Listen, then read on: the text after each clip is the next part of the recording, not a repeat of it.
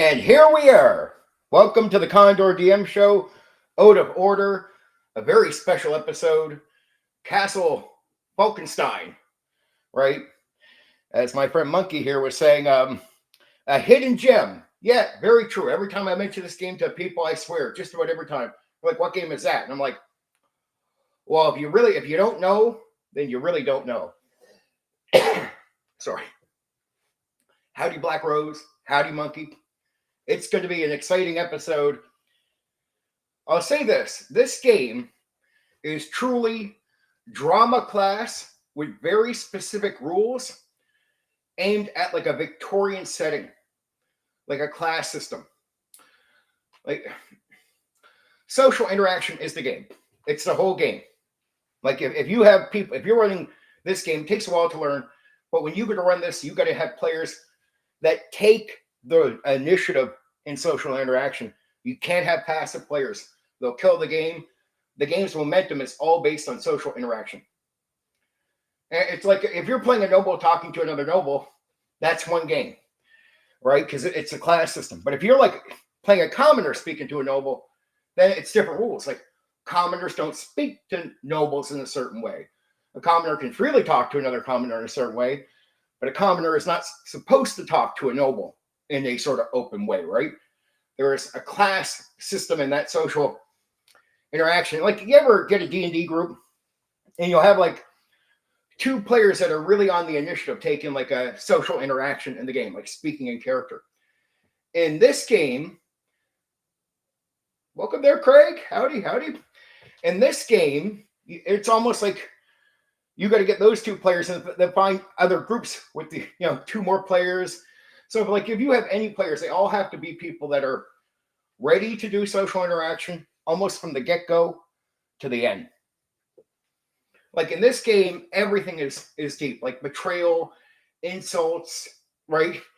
Like in making deals, there is a fantasy side to the whole thing. It's a Victorian setting, but with a fantasy, like you could be talking to a fairy, you make a deal, and if you make the wrong deal or word it wrong, oh man, that can kill it. That can kill it for you. And the game master is not a game master. They're called a host. This is a drama class. Like, and it's so serious that there's no other loops. It's not like a dungeon loop or experience points in that way. It's not like you're doing like focus on combat. There is a card system, not the star of the show. The star of the show is social interaction based on the setting. So the setting is going to tell you Victorian, sort of romance area or era. And then you mix that with fantasy, but the social interaction is the entire game. It's almost like you're in social combat the entire game. You got to watch how you speak to certain people. And you can't just, like, if a player just starts getting relaxed, joking around, I got to look at how they're joking and what they're doing. If it doesn't match up, as a host, I got to redirect that player back to proper social interaction for the game. Like, no, that's not how you do it. And I got to say this, after running this for a while, it made me view social interaction so differently than when I went back to D&D. I would notice things like a player would tell me, this is the kind of character I'm playing. I'm like, okay. And they get in the game and they start speaking as the character. And right away, because I did this game, I'd be like, dude, is that how your character would actually talk given what you told me? And the player would usually be like a normal DM wouldn't care or make a big issue about it, but I'd start noticing. Like, that's not how you told me who your character was, right? You gave me, yeah. Would a guy like that talk this way? And you start noticing where, like, shouldn't you be doing social interaction or speaking in character in a way that matches who the character is to a degree? But before that, it wasn't a big issue to me. I'd be like any other DM. He says this, but I'll flake on things. After this game, I was like, I just start noticing all the time. And the quality of the experience with it getting it right, if you had players that got it right, it was grand, but it was hard. Like, this game is a light rule game, and I mean extremely light rule, but one of the hardest games I've ever had to try to run in my life. I swear, I'd rather go back to D&D as far as ease. I could run D&D all day. This game is, if people start, like, even the good players that are taking the initiative on role play, because you got to stay in a certain zone of a rule of talking in improv. It's like a true drama class, all based on improv, no script. And you got to get players from the start of the session until the end staying in that zone of speaking right. Like, they got to speak in a certain way, and it's all matched to the setting. Again, go to like Victorian romance era, like you're reading a Victorian novel. It's like that. It's exactly like that. But you add fantasy in there, right? There's some fantasy. The fae, fairies, deals. But like, yeah, it's social combat for the most part in a way. Like, you feel like it's sort of that. But it's not like a game where you're like doing combat, caring about mechanics in that way.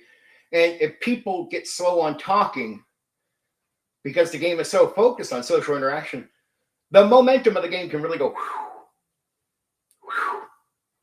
And it can really be hard finding the right players for this. I gotta say, this game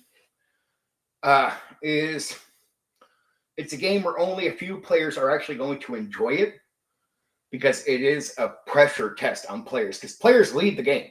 Like, I'm a host, but the players are all doing the social interaction. So it's really all on them to really get it right. I just got to guide them and make sure they're not flaking in the way they speak in character. And it's so important. The game is centered on how you speak in character. So if the person running the game, the host, not the game master, if they flake out on that, what the game designer is trying to get rid of the game just goes away. So you understand the purpose of what the game designer is looking for. The guy who made Cyberpunk 2020, Mike Pondsmith, is the guy who made this. But it's like you're going the complete opposite way of that game, right? It's not like Traveler with some advancement. This is drama class. It's the best way I can explain it. Drama class with very specific improv rules. I mean, I remember going back from this, and I'd have somebody meet up with a demon, and they're making a deal with some evil demon type of being in the game, in a D&D game. And it's like you had to watch what you say. Because you'd say something casual, like playing D&D, and the demon would later lock you into something, and you'd be like, wow, wait, I never agreed to that. And then because it was so specific, I'd be like, the demon type would be like, well, you said this, didn't you? The guy would be like, well, sort of, maybe, yeah. Well, that means you've agreed to this. Because wording can be so precise in certain situations, it'll lock you into deals. LARP meets TTRPG, sort of. It's like you're still sitting at a table, but it is all based on social interaction. You're like, you don't got to stand out. I mean, you could do drama class with this, but it's very specific rules to a drama class. Like, it's not like other tabletop role-playing games at all. Like, it's just the complete opposite direction of a normal tabletop role-playing game. And you would think with light rules, extremely light rules, almost like fucking Tunnels and Trolls to a degree, but even less. But it's the strain of getting the social interaction right that makes the game extremely challenging, and keeping players on that, even the ones that are good and taking the initiative. It just, you're so into the pressure test of talking right that you can get a little flaky. And then it's me as a host, I need to start directing you back the proper social interaction. And it can feel different if you're playing a commoner speaking to a noble, there's rules. You can't talk so freely. But if you're a noble talking to a noble, or a commoner talking to another commoner, then it's different. So it's a different experience depending on who you're talking to and who you are. Like, character-wise, I mean, right? I'm energetic for this one. Because this is a gem. I don't think I'm giving too much away up front, but it's like a basic explanation I've given to people that have asked me in the past about it, like what it's like. Well, that's sort of what I told you, but we're going to go into the details, what it's all actually about, right? Get all this stuff right. Just a real...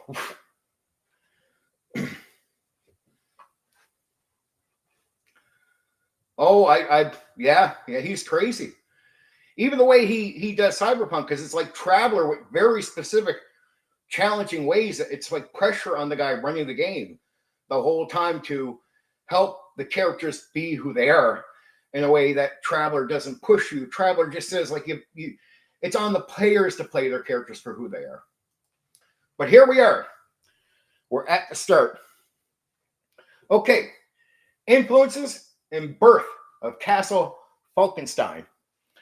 The designer and the core idea created by Mike Pondsmith.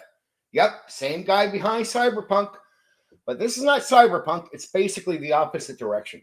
His goal, move away from gritty mechanics, heavy play, lean into storytelling in an extreme way, character, and style. What if role-playing felt like reading a Victorian novel instead of simulating combat?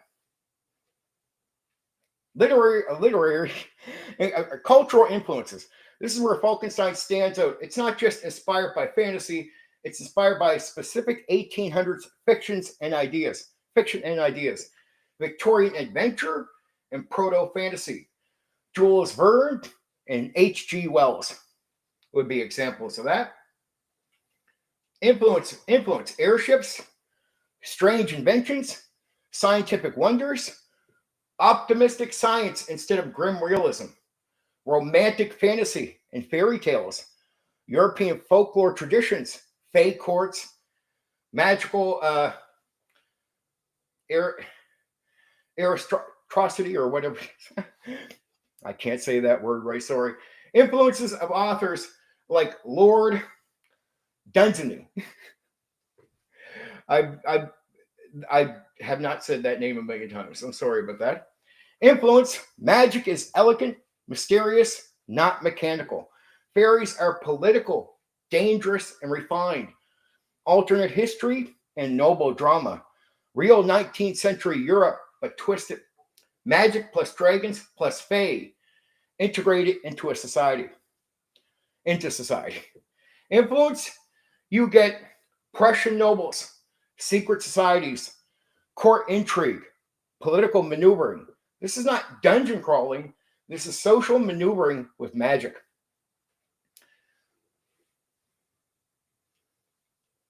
Game design influences, where it breaks the mold. Rejection of traditional dice systems. No standard dice resolution system. Uses playing cards instead. Why? Feels more like a parlor game of the era. Reinforces the setting. Victorian aesthetic. Early narrative first design. Before this became trendy, Falkenstein pushed in-character play, journal writing, descriptive storytelling, way ahead of its time.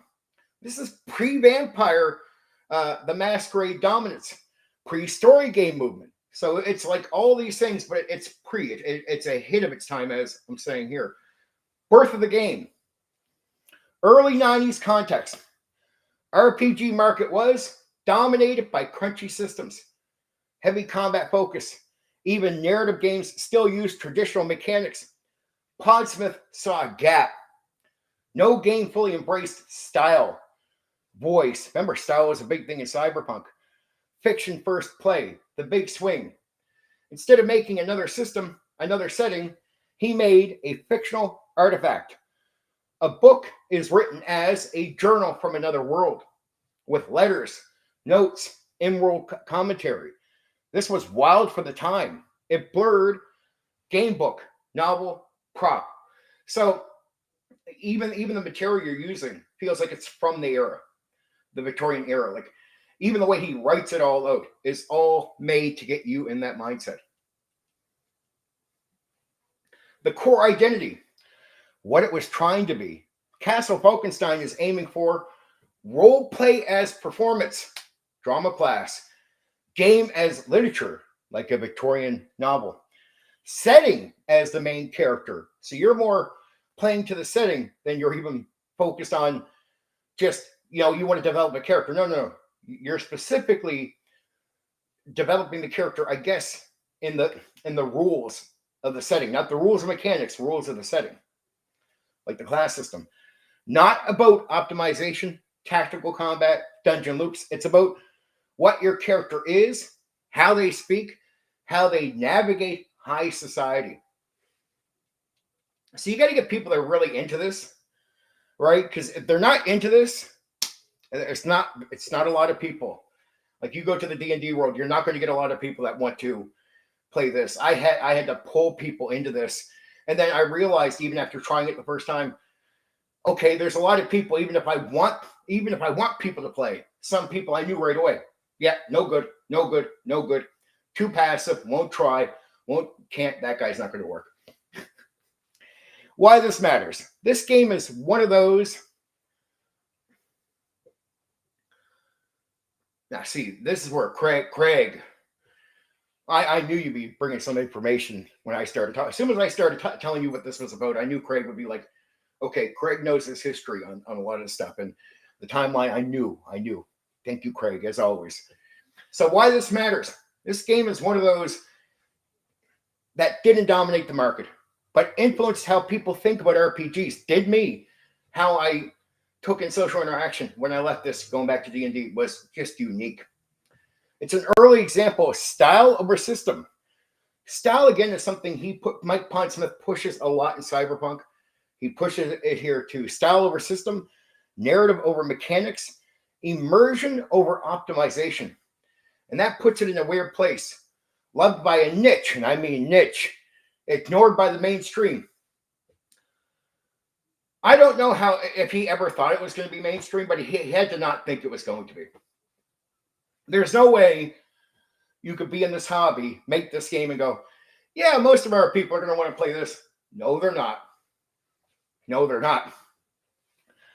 Castle Falkenstein didn't try to compete with D&D. It tried to replace the idea of what a role-playing game even is. So this is a guy who's just creative, but I think this might have been more like a passion play, this game. Just my take on it. My take, because I don't know. When I finally tried this with the first group of people, I realized, okay, the whole game flaked out of me. Had the wrong people. Just had to realize 10% of D&D people would maybe be able to play this game properly. Anyway, how to run Castle Falkenstein. First rule, this is not a traditional RPG. If you try to run this like Dungeons & Dragons or Cyberpunk, you will fail.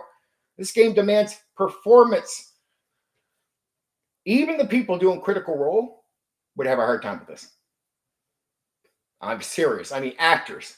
If I get a group of actors playing this game, this would challenge them. People that are comfortable with doing improv and social interaction. It's drama class. It would challenge him. So this game demands performance, tone, control. So how you speak in character, there's rules to it based on the setting, not mechanics, like I said. And you got to have player buy-in to the extreme. You got to have people that hear about this, like have explained to them properly, and they have to go, I want to do that. And if you don't meet a player who says, I want to do that, likely that's not the right player. You're not a referee. You're a host of a social experience. Something like a director. The GM role, host, not judge. You're not there to enforce rules tightly, challenge players with mechanics. You're there to maintain tone. So when they start casually joking or getting out of the sort of society, the social rules, you have to guide them back, because that is not the intended experience you're supposed to have. The designer wants you to be taking this class system, Victorian romance era, serious. Like you're playing someone in that world that the person you're playing would take it serious. So you as a player also have to make sure they're speaking right. So if you casually start joking around, it can't be casual. Like even your joking around has to fit into this. So control, maintain tone, control pacing, play the world like a stage, drama class. Think dinner party host, theater director, social referee. So think about like it's a lot of social combat, right? It's more talking than anything. Role play is mandatory, not optional. And we're talking about the more modern day view of role play. We're talking about social interaction. Players are expected to speak in character, Engage socially. Play personalities, not build. So who the character is in that world, you got to play them exactly. And the game requires it. It's extreme too. If players sit back and say, I roll to persuade, you shut that down immediately. Instead, you say, what do you say? So it's like before you even give them options, any game options ever in the game on anything. It's more like if you want something to go a certain way, you got to do it in game speaking in character. You want to persuade someone? How do you persuade them? And so this is one of those games where it's like, what if I don't get that much charisma to play a certain type of thing? Okay, this game really is not made for you. Like we can find ways of counting your charisma in D&D, and I can ignore that you might not have great social skills, but I'll take what you say and I'll consider that your character has a high charisma, and we'll do that. No, this game is you need to speak in a certain way for the character. Resolution system, cards, not dice. Core idea. Players use playing cards instead of dice. How you run it? Players describe actions first, or what they're going to say. They do the speaking. Then play cards to resolve. The mechanics support the role play. They do not replace it. If the table becomes card optimization simulator, you lost the game. So the mechanics are really secondary to actually just social interaction. Like, so you got to be able to speak in character, be comfortable with that. This is so required. Actors, I think that miss this because actors miss this game. Because I know they do. Like drama class miss this game. I'm like, actors would probably love this, but they probably don't know about it. Scene structure, run it like a novel. Forget dungeon rooms, combat encounters. Think in scenes, chapters, dramatic beats, typical flow, social setup, ballroom meeting, court, intrigue revealed, complications, rival, fey, politics, escalation, resolution, or cliffhanger. So you're thinking about novel. That's exactly, how do you leave this off? How do you get the drama out of this? And you are looking for emotional drama, social interaction. Again, this game is extremely ahead of its time because this stuff comes later. It's already on the modern view of roleplay, but even more extreme. So it's taking the modern view of the social interaction thing and just going overboard. Every session should feel like a chapter in a book. It should feel that way. If you're actually doing this properly, your players have spoken like these characters. You keep the momentum and you have them talking in character pretty much start to end. Very few stoppages, very few uses of cards. It's really more depending on what you actually say. You are in drama class. What players actually do.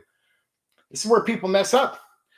Players are not looting dungeons or grinding combat. They are navigating noble politics, dealing with fey bargains like fairies, managing reputation, very important. Reputation destruction, character assassination, very deep in this game.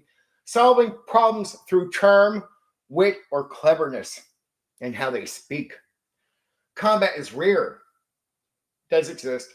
Social failure is devastating. So when you take a hit on your reputation, it is like social combat in this game.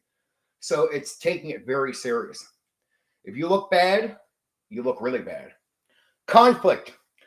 Social, forget physical. When conflict happens, most of it is reputation damage, political fallout, social embarrassment. Bad conversation can hurt more than a sword in this game. If you lean too hard into combat, you're running the wrong game. Journaling and in-world writing. Encouraging players to write letters, keep journals, document events in character. This is not fluff. It reinforces immersion. So the idea is you want them to actually be their character writing stuff out. Mike Pondsmith is crazy. I love this game, but he is a little crazy. It replaces mechanical reward systems. So the experience in this game is more important than anything. It really is all about the experience. Tone control. You must maintain romantic tone, wit and charm, sense of wonder. Avoid grimdark, murder hobo behavior, metagaming attitudes. If tone breaks, the game collapses fast. Look, you can pretend you're playing a game after a certain point, but it breaks fast as in what's the expectations of the designer for this game. You're not into it anymore if you're doing these other things, right? Common mistakes. This is where most tables fail. Running it like D&D, too much combat, too much structure, kills the experience. Letting players stay passive, waiting for prompts, not engaging, not taking the initiative socially. This game needs active players. Ignoring the setting flavor, like the Victorian Romance class system rules. Treating it like a generic fantasy. The Victorian plus Fae plus politics blends is the whole point. So the whole blend of these things, fantasy, politics, and the class system, the way they speak, that has to go together. Over focus on mechanics, card min-maxing, rule lawyering. Completely misses the design intent. Sorry. What makes it work at the table? When it clicks, you get players fully in character, smart social maneuvering, memorable interactions, a living novel feel. It becomes less like a game, more like a shared story performance. Man, if I try to explain this off the top of my head, like I'm so glad I even have notes for this because it's crazy. If you run Castle Falkenstein like a game, it struggles. If you run it like a story, it comes alive. And it's meant to. This is what it's pushing you towards, right? We're going to talk that's how you run the game. So the tone policing, that's what the host is doing. You're tone policing. It's all about really making sure that social interaction stays consistently throughout the session. So if that stops, you're not doing a lot else outside of that stuff right there, right? That interaction. So the momentum of the game slows down and gets boring. So that's why you're really meant to do that, because it's so rules light that there's not a lot of rules lending to other parts of the game to make it interesting. But we're going to go into character creation. Character creation. First rule, you're not building a character sheet. The players come in thinking stats first, optimization, best build. Stop them immediately. That's true. This game starts with who is your character as a person, not what can they do. Concept first, always. You begin with social role, personality, background. Oh, yeah, I believe if it's that timeline, etiquette, it would totally be suitable. You probably understand this a lot more, Craig, playing it, but it is that pressure to do the social interaction that can kill a lot of people. Okay, so again, you begin with social role, personality, background. Examples: noble duelist with a reputation problem, fairy-touched artist, Prussian officer hiding a scandal, inventor obsessed with impossible machines. If the concept isn't interesting, the character will fall flat in play. So you need these sort of dramatic parts of the character, these flaws. So flaws are really important to play off of. Who is your character in that unique way? Not just a generic character in the timeline. They're a character with some issues, and you got to play through the issues, even around the issues, into the game.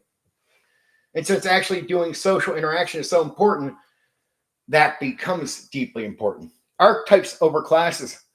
There are no rigid classes like Dungeons and Dragons. Instead, you get broad archetypes like nobles, rogues, scholars, engineers, and mystics.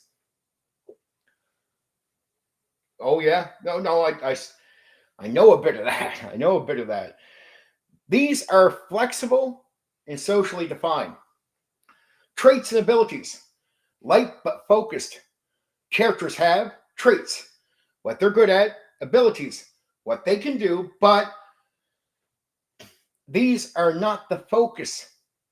They support the role play. Key idea: you're not stacking bonuses, you're defining capabilities. Cards tie into your strengths. Remember, resolution uses cards, not dice. Character creation defines what kind of actions you're strong in when playing cards. Example, strong social character, better in persuasion scenes. Strong duelist, better in physical conflict, but again, the description comes first. The mechanics follow. Magic and fairy elements, optional but powerful.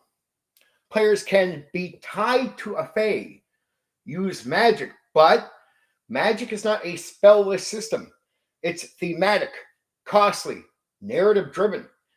You don't spam spells, you make meaningful, magical choices. Flaws are not optional, and they matter. This is critical. Characters need social flaws, personal issues, weaknesses. Example, arrogance, debt, rivalries, obligations to fae. These are not penalties, these are story engines.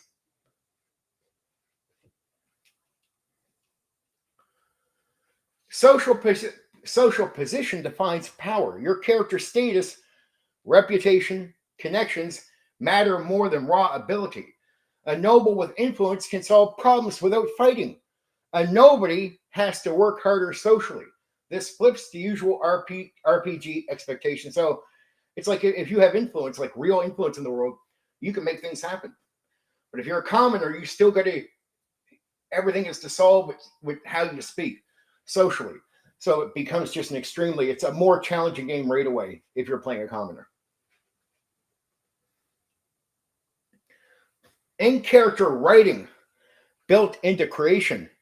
Players are encouraged to write letters, journal entries, background documents. This is part of character creation, not extra. It helps to lock in voice and define personality. Balance doesn't work like other games. There is no perfect balance. Equal combat rules. Instead, balance comes from spotlight time, social relevance, narrative importance. I'm giving you the details, but really, it's going to drill on every one of these things, from the way you run it to character creation to the setting. You're going to hear a lot of similar points I'm making here. It's hard for me to get around that. The game is very focused on one thing: the Victorian style class system with some magic and social interaction. That's the core of the game. And so the way you do social interaction is so important in this. You actually got to follow exactly what it is. And it's every part of the game is drilling you towards that point. But it has elements like the writing stuff. It's all about immersion completely. Like writing in character, making a journal during like character creation, like journal entries, right? Writing it like not just you're making a journal as a player about your character. It's like, what would your character actually say? So it's like, even if you're outside of the session, you got to think, what would you say to this journal? How would you record information? And when that comes back to me, I got to read it and go and believe that it's your character saying these words. It's the idea. And it's to create this whole thing where you're really immersed in all of this in a deep, deep way. Immersion through this is extremely important. That's what Mike Pondsmith wants to get out of the game, right? Common mistakes. Players will try this, trying to min-max best traits, optimal setup. Doesn't matter here. Ignoring personality. Flat characters, no voice. Kills the game instantly. So if you try these things and you're really not going after, like if you're ignoring personality, you have flat characters with no voice, you've killed the game, because it's a requirement that these things are actually interesting to make the game interesting. Trying to be perfect. Make the character useless for the story. That's what's going to happen. Treating magic like a system to exploit. Looking for combos. Completely wrong mindset. Like, don't come into it trying to play a game. Like you are, but you aren't. Right? It's really more important that you just get the character right. You're in a play. Think about yourself in a play or a novel. You're trying to get the story right, rather than caring about the rules of the game or any sort of game. So it is, other than Pendragon, this is a story first game. So story doesn't emerge from what you're doing. You're actually trying to tell a story. The players, and it's on the players more than anything, to actually be storytellers here in a deep sense. Your characters need to sound like characters of the timeline. You need to speak like them. It's a requirement that you sound like a character in a fucking Victorian romance novel type of thing, right? So you got to speak that way. Again, this can turn off a lot of people. What good characters look like when done right? Strong personality, clear social role, built-in problems, ties to the world. The character creates story automatically.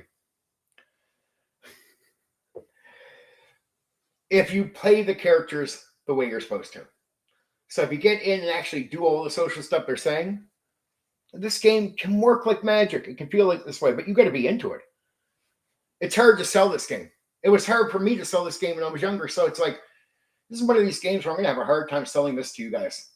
Usually I can pump up a game and you guys get excited, like Ruin Quest or any of the other games I pitch here. This is, I hope, more interesting. But a lot of you are going to hear this and go, yeah, I think I'll pass on that one. This is this game.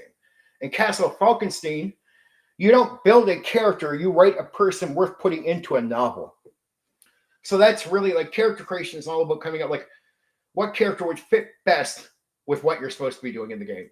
And it's more like what you're supposed to do in the game becomes the important aim. And it's more on the players than it is on me, the game master or the host, right? The guy directing it. So it's really all to the players. This game is made for players, but it's made for a specific type of player that's going to enjoy this.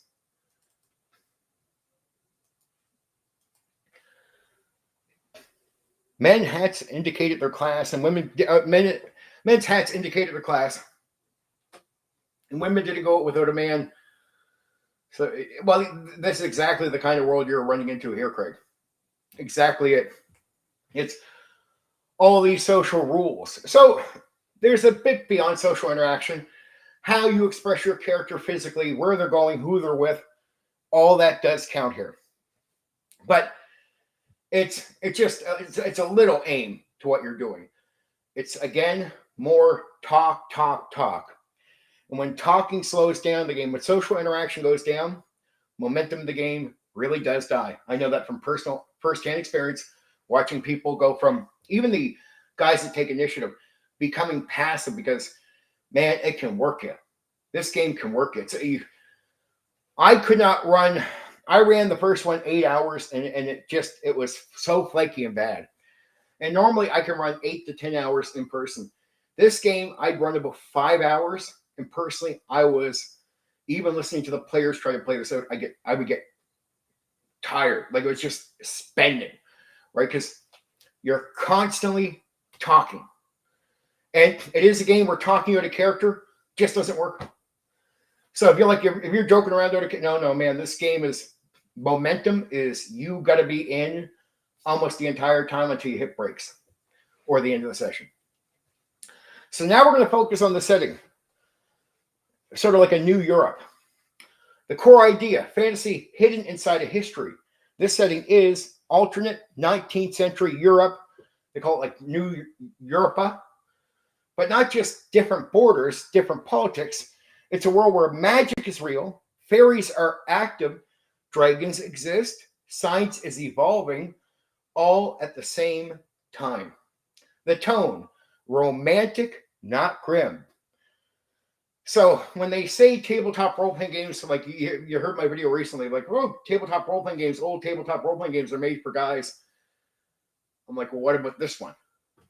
And I knew I was going to be covering this. As soon as I made the video, I knew the next day I'd be covering this one. I'm like, this is so much more tailored to what you would assume, like romance and all that for the more feminine type of player. This is old school tabletop role-playing game made more for women than men. Yes, Craig, I can certainly see the value of such a game. It would be fun to try, though. Firmly believe this is, yeah. See, I think it's one of these games where you take a short run with it. This is not a continue. It's not like D&D. You don't keep going back to this ever. Like it changed how I view. It's like I tried to say earlier. I think you guys are starting to get it now. When I went back to Dungeons and Dragons after running this for a little while, I go back and somebody would tell me who their character is, and then when they get into the game, when they wouldn't talk like the way they told me who their character was, I notice it, like more than I ever did before. Like it was just like, is that really how your character would speak, given what you've told me? Like it's a powerful stick out. All right, setting, as I said. So the tone, romantic, not grim. This is not dark fantasy, gritty realism. It's romantic adventure. Think noble duels, airship travel, secret societies. It is interesting on many levels. Elegant danger, even conflict has style. So style, and that is really important. How you hold yourself up, how the host is expressing the world is so important.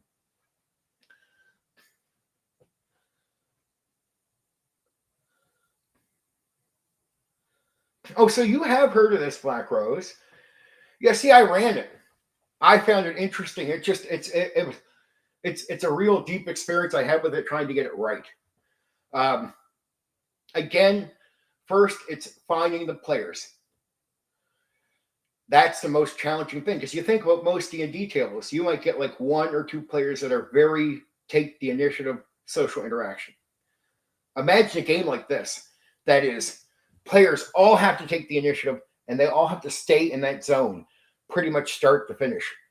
Like a couple good, social interaction D&D players will just speak a bit more, but they'll still be focused on mechanics, playing the game, doing that, and they're not speaking the whole time. Where in this, it's all you're doing. It's all you're doing. The fairy courts, major pillar. Fairies are real, powerful, political. They are not cute and friendly. They manipulate. They're ancient, bound by rules, and they do bargains, which can fuck a whole campaign up. And it has for a group that I was running with, where they made a deal with a fairy, and it was like, or somebody in the group made a deal with a fairy, and it screwed the whole game. What this adds: social tension, magical intrigue, dangerous diplomacy. A bad deal with a fairy can wreck a character. Man, when you are, all I know as a host is when you go to talk to the fairy that I'm running, you got to really watch what you say, word for word. Because I'm supposed to try to manipulate you and use what you're saying against you. Right? So that's my actual intent running the fairy.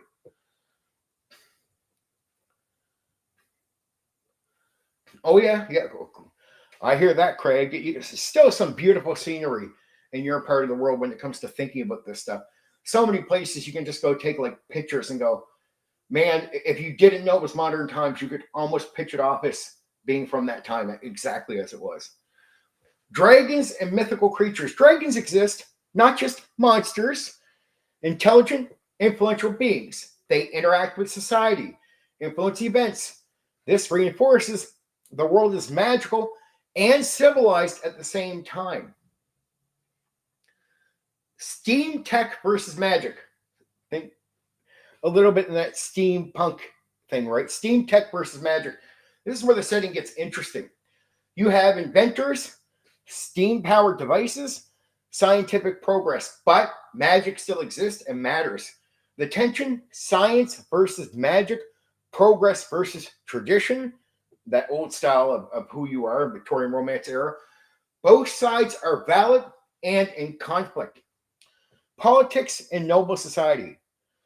This setting is full of noble hosts, diplomacy, alliances, scandals. Power comes from status, influence, connections, not combat ability. Secret societies and intrigue. Under the surface, hidden groups, political agendas, competing interests. This drives plots, conflicts, and missions. Oh, I actually heard of that one. I know what you're talking. I sort of know what you're talking about. I didn't know the whole story, but I have heard of that one. London through very. See, I love my people here.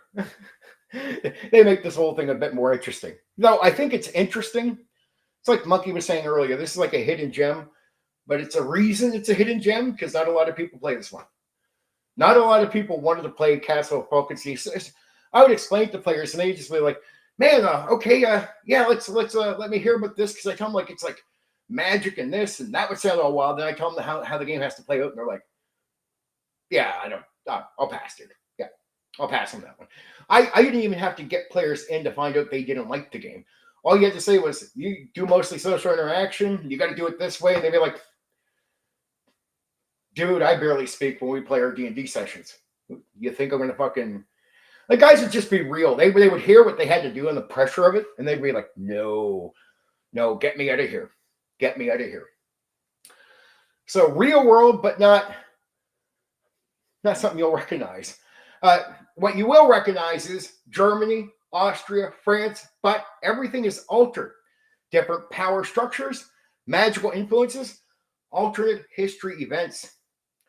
Why the setting works. This setting succeeds because it supports the role play naturally that you got to do, encourages the social interaction that you got to do, creates layer conflicts to create the drama in the social interaction that you're focused on. It gives players reasons to talk, reasons to scheme, reasons to care about reputation. So it's not just that you have to do all this stuff and you got to come up with it all on your own. The setting itself really leans into giving you, it really does. I'll give it this. When you're actually playing the game, it leans into giving you the tools to talk, like the reasons to talk, the reasons to scheme, betray, and all this, do bad deals, reasons to care about your reputation. You find it's really important that you have a higher status, or if you're a lower status, and how it can hurt you if you get like, character assassination, stuff like this. Where it can struggle, so we're going to be honest here. If players don't engage with politics, it feels empty. So this is where the players have to make the game.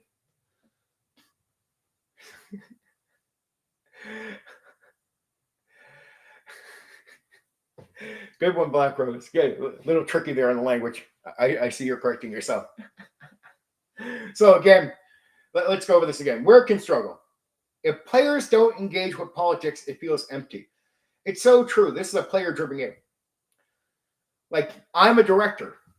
That's all I am as the guy running the game. I'm an absolute director. Like, I'm doing the NPCs, but really, when I introduce you to an NPC, it's less pressure on me because I'm comfortable with doing the stuff, and I'm not in character all the time. I'm switching over. You guys have to talk to each other. You might have to talk to a certain person. It's more about you guys getting it right because it's really smooth on the NPC side. It's really easy to understand what to do. So it's really driven by players in this game. It's a player-focused game, but that also can be really hard on the players. If the host doesn't push intrigue, it stalls. If treated like generic fantasy, it loses identity. So I do have to represent the setting correctly. I have to get all this stuff. It all has to matter to me what the game is. So the host has to care. But again, if you don't interact with that stuff, the game is collapsing. The setting requires participation. Most RPGs use setting as backdrop.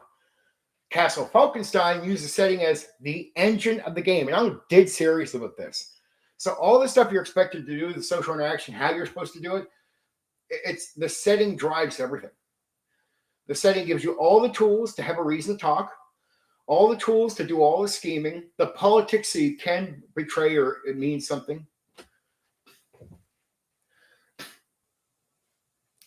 New Europa isn't just where the game takes place. It's the reason the game works at all. Without it,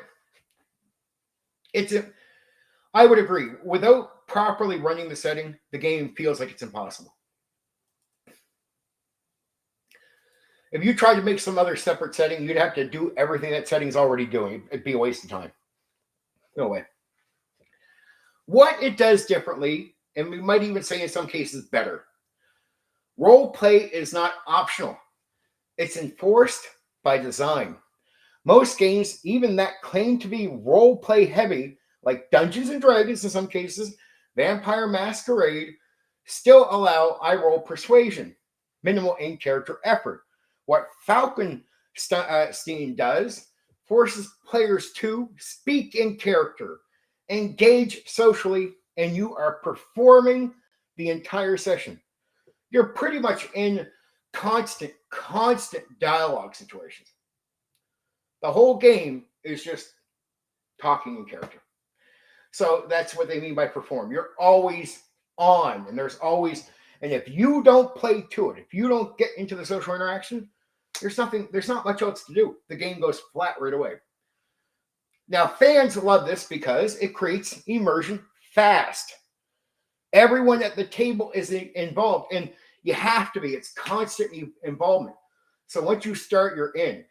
But if you get tired, that's where I got to be the host and go, let's move back and don't flake on the way you're supposed to speak in character. That's a big issue. That's why the host has to sit there and manage that part, right?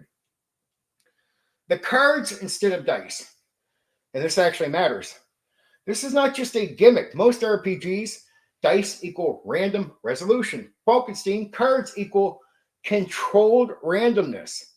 Players have some control, can plan slightly, make meaningful choices. Why fans like this, less swingy than dice, feels thematic, fits the era. Remember, everything about, even the books, again, all fit, like the way the game is written out is from like that era.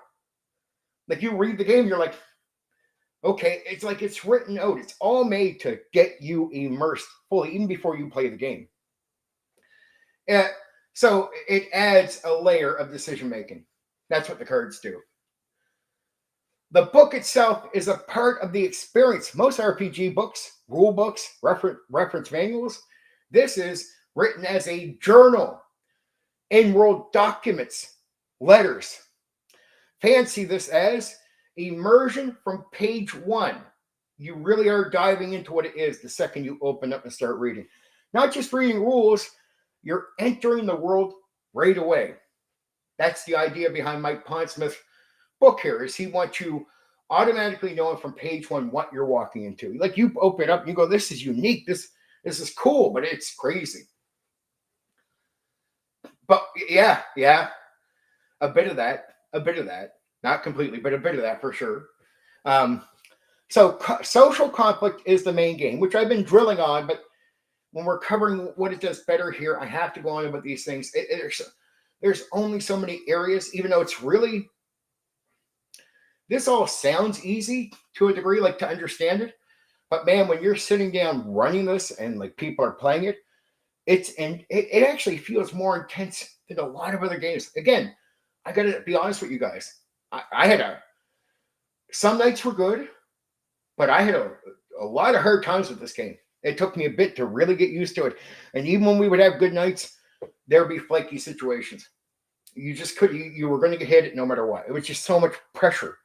Social conflict is the main game. Most RPGs, combat is the core loop. This game, social interaction is the core loop. It's a whole game. Success depends on reputation, wit, position, relationships. Why fans love this? Feels fresh, different. Stakes are different. Failure isn't death, it's humiliation, loss of status, or political damage. Man, if you get too hurt by your reputation, it can feel like it ends the game. Like you find yourself with other options, you're cut off from everything, and it's hard to rebuild reputation in the game. Extremely hard. So it's why it's so valuable to not let that go. You're on a slippery slope. Character overbuild. Most RPGs focus on builds, optimization, power growth. Falkenstein focuses on personality, like I said, background, social identity.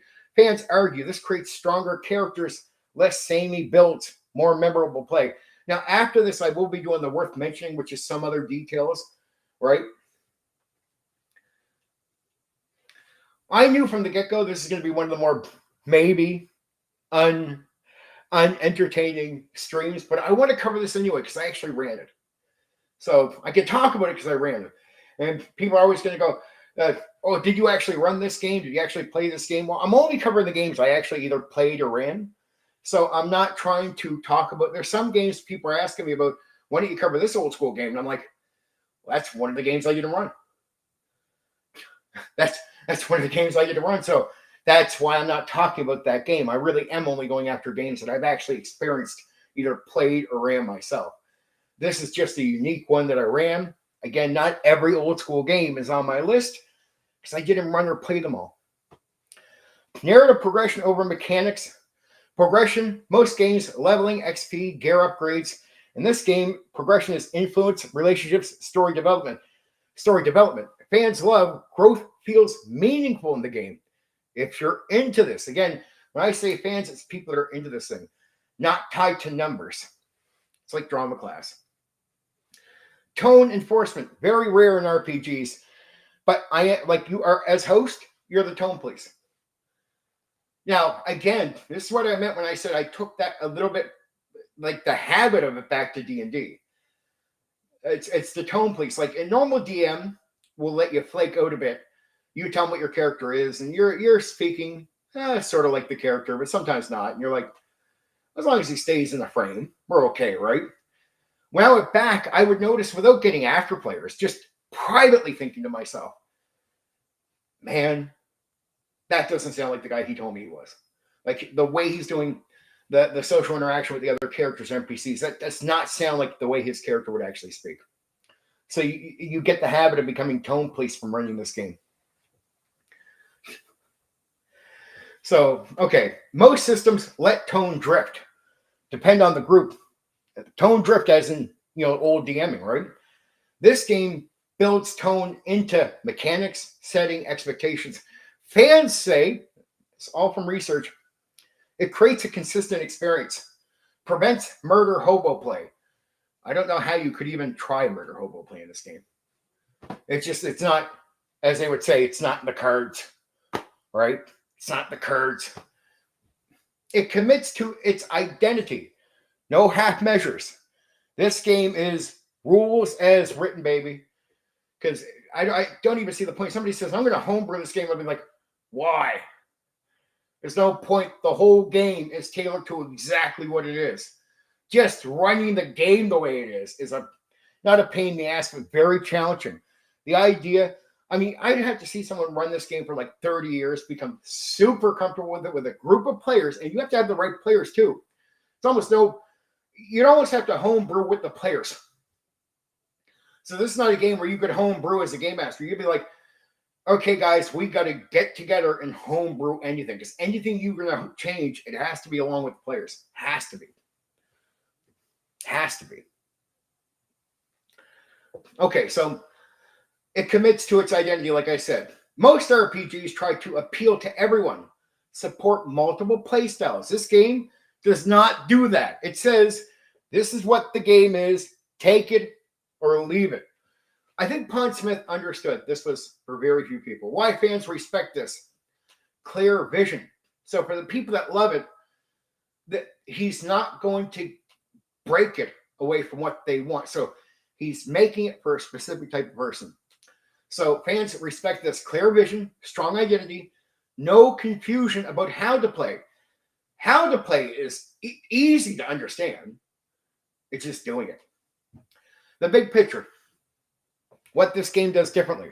Removes combat as the core, replaces mechanics with interaction, makes immersion, like in character, really deep in character, the priority of the game. Why fans think it's actually better. According to fans, it beats most RPGs at immersion, character-driven play, social storytelling, consistent tone. And this is, people get mad at what they see with Critical Role. I'm like, this is Critical Role on steroids. So if you don't like Critical Role, this is old school though, and talk about ahead of its time. It's Critical Role on fucking steroids. Castle Falkenstein doesn't try to improve the traditional RPG formula. It throws it out and builds something completely different. So challenging to get through this.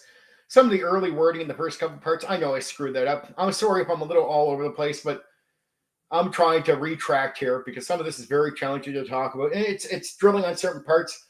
So we're going to go into criticisms and defense. Again, there's only so many parts of this, but when I looked this up, this is what I found. So criticisms versus defense. So criticism 1, this isn't really a game. They're sort of right. First criticism, I've heard this one. That's not really a game, Stephen. Sort of right. The issue, very light mechanics, heavy reliance on roleplay, loose structure, drama class. Some players feel there's nothing to master. Oh, there is. There's no real challenge system. It depends on how you look at this. Outcomes feel arbitrary. Defense, that's intentional. This game is aiming for experience over system. It's not about beating the game. It's about playing a role convincingly. And I mean convincingly. So again, it's playing the role exactly as the game expects you to do social interaction. It's being like you got to line that up.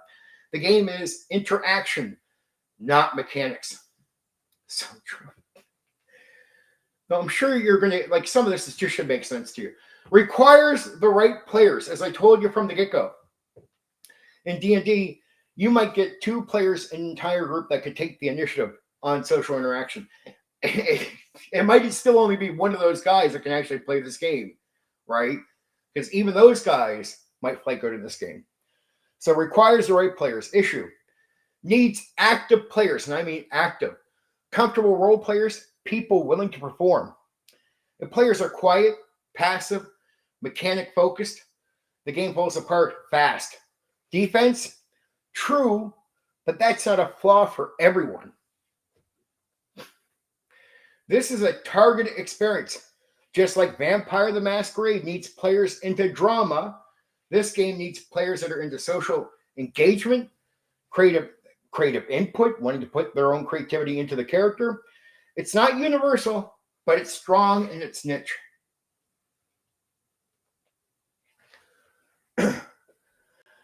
Too much host burden. The game master or the host. Too much. The issue. Host must maintain tone. Tone be pleasing the tone.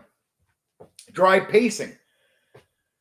You do. Create engaging social situations. So you have to take the setting and even though it has all the tools to make the players do stuff, it's you, the host, is going to put that forward. There's less mechanical support than in Dungeons and Dragons, so the host has to carry the experience. Yeah.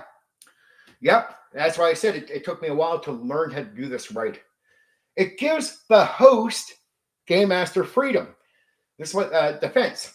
Instead of managing systems, you're directing, what I told you from the get-go, a story, running a social world. For strong hosts or GMs, this is empowering, not limiting. Once I got used to it and what the world was, I would say, yeah, here's what's weird. It was always hard for the players, even after that. Even the guys that got used to it would still have some flaky nights. Once I got used to it, no more flaky for me. I was completely fine being the host. It's just, I know, I would tell you the truth is, it's no matter how good players got, it would just drive. Like you do an 8-hour session of this, 6 hours in, everybody's going to start hitting flaky moments. Even the people that like the game. That's how crazy this game is. Okay. Criticism number 4, weak or unsatisfying combat. The issue, combat is rare, light, not deeply tactical. Players expecting strategy, crunch, build payoff will be disappointed. The defense, combat is not the point. The game replaces physical tension with social tension, reputation, politics, relationships. That's where the real stakes are. Criticism number 5, style over substance. Think about simulating people, like people that want simulation of reality. Style over substance. Heavy emphasis on writing, presentation, in-world documents. Some feel It's more of a novelty, a cool idea, more than a lasting system. This is where I somewhat agree. It's somewhat meaning it is a cool idea. You do want to do it for a while, but you're not going to keep on going back to it like D&D. I ran probably 8 groups into this, and then I never went back to it. That was 8 groups over probably about a year and a half. I liked it. I did like it. That's why I kept doing it for people. But then I just never went back to it. Defense. The style is the substance. True. Somewhat true. Design goal. Immersion through presentation. That journal format, it's not fluff. It's the experience. So the idea of writing in character in the journal is to get your mind into it's developing the character quickly, but not just in gameplay. So you're developing the character even as you're writing stuff out. You're finding out who your character is by speaking in character in your writing, right? Okay. Criticism number 6. Hard to sustain long term. This is one where criticism actually has some weight here. Like so many of these. Campaigns can lose momentum, run out of engaging social hooks. I could keep it going. Personally, I could keep it going. Drift without structure. No dungeon loop, no combat treadmill. Defense requires a different campaign mindset. Very true. You sustain it through character arcs. So character backstory is very important.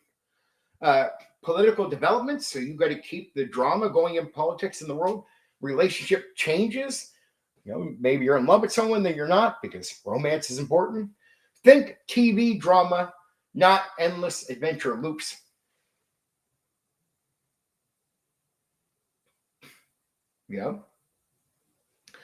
Criticism number 7. No real progression system. The issue. No strong leveling, power growth, mechanical advancement. Players who want growth curves, new abilities, feel unsatisfied. The defense here. Progression is the narrative. So your reputation going up or going down, just saying. Characters grow through status, influence, relationships, personal change. It's story progression, not stat progression. Remember, it's story first game. Again, there's very few games out there where they say, this is a story game. I'm like, no, it's not. Pendragon is a story. You're going into the Pendragon game to tell a story. Most games, even the games where they say story games, story emerges from what you're doing, right? Pendragon is you intently go in to tell a story. In this game, your intention is to go in and tell a story, but it leans even more into it than the other game. You had me at TV. Okay, real divide here. This game splits players hard. One side, there's barely a game here. I've heard this. Too dependent on people, not enough structure. Other side, this is what role-playing should be. And I've actually heard this. I actually knew somebody a couple players I ran loved this and actually performed really well. Really, really, really, really made for this. It would blow your mind. If you're someone who's not into it, I get it. It might be hard for you to understand. But when you meet players that are into this stuff, it's like, wow. You want to know what? I would have been a good player at this. I just couldn't find anybody who wanted to run it. I was the only one that would run it out of the people I knew. I was like, anybody want to try to run this? Everyone was like, even the people that were playing it that liked it just said, no, I just rather play, dude. I love your game, Steven. I'm like, yeah, all right, fuck off. Finally, something not about mechanics, as they would say, the people that like this. Pure immersion. Castle Falkenstein isn't failing at being a traditional RPG. It's rejecting the idea that it should be one. Okay. Last good part here. Okay, sorry. You want to know what? It's almost like stressful even going through this exactly as I'm going through this. Worth mentioning, Castle Falkenstein. At least once it's done, it's out there. I'm sorry for the first couple parts and screwing up on a few words. You guys know I get picky about that stuff. Really unhappy with a bit of that. A little flaky on this one, but it some words hits hard with my mouth, my jaw. Sorry about that. The host is literally called the host, not just flavor. This matters. The term host is intentional, reinforces social tone, hospitality vibe, narrative control. And it's also about immersion. So everything from the book to the labels to the titles, all about immersing you into whatever this is meant to be. If you call them GM, fine. But knowing host shows, it's makes you familiar with the setting. The in-character journal isn't just style. The book is presented as a journal from another world. But more importantly, players are encouraged to do the same. Write entries, keep letters, document events. This was baked into play, not just presentation. Suits matter in the card system. Little detail here. It's not just play a card, get a number. Suits tie into different attributes, approaches. Example idea. 1 suit equals social strength. 1 equals physical. 1 equals mental. 1 equals dramatic flair. Knowing this, yeah. So, sorry about that. Sorcery is structured. Magic has defined schools, rules for casting, cost and limitations. It's not just say anything magical happens, but also not spell slots like Dungeons and Dragons. It sits in a weird middle, structured but not narrative. Fairy has rules. Fairy interaction, rule bound, contract heavy. Key idea: words matter, promises matter, deals matter. Remember I told you, you make a deal. It's about what you say, and it's all about manipulating you and tricking. Like I'm going to play the fairy and try to get you to agree to certain things verbally. Like just say the wrong words, like slip it out, and you go, "That's the deal." And the fairy be like, "Yep, deal." Okay, you got to do this, huh? Well, you said this, right? Well, I did, but yeah, no, you can't. See, you can't be careless with words. The fairy is out there to manipulate you into a bad deal. That's the whole process. Okay. Social class actually has mechanical weight. Nobility matters. Remember the Victorian Romance era. Status affects interactions. A noble, a commoner. A noble talking to a noble is one experience. They can talk a little bit more free to each other, but there's still rules. A commoner talking to a commoner, pretty open, okay. But if you're a commoner trying to talk to a noble, that's a whole different way of interacting. Commoners can't speak in a certain way to nobles. Nobles will only react to commoners in certain ways. So it becomes and you, the players, actually have to play that out right. You actually, as your commoner, you can't just freely, and you'll learn what you can't just say to a noble, and you actually got to do the social interaction right. Big deal. Engineering versus sorcery. STEAM scientists, engineers, sorcerers, magical thinkers. They don't just coexist, they represent competing worldviews. Good tables, like mine, play this tension up. That's very true. Dragons are not just monsters. Dragons are intelligent, social, political. So treating them like a big boss fight or something completely wrong. Dragons are unique. Attributes are broad. The system avoids hyper-detailed stat breakdowns. It keeps things simple, flexible. This ties back to narrative priority over mechanical precision.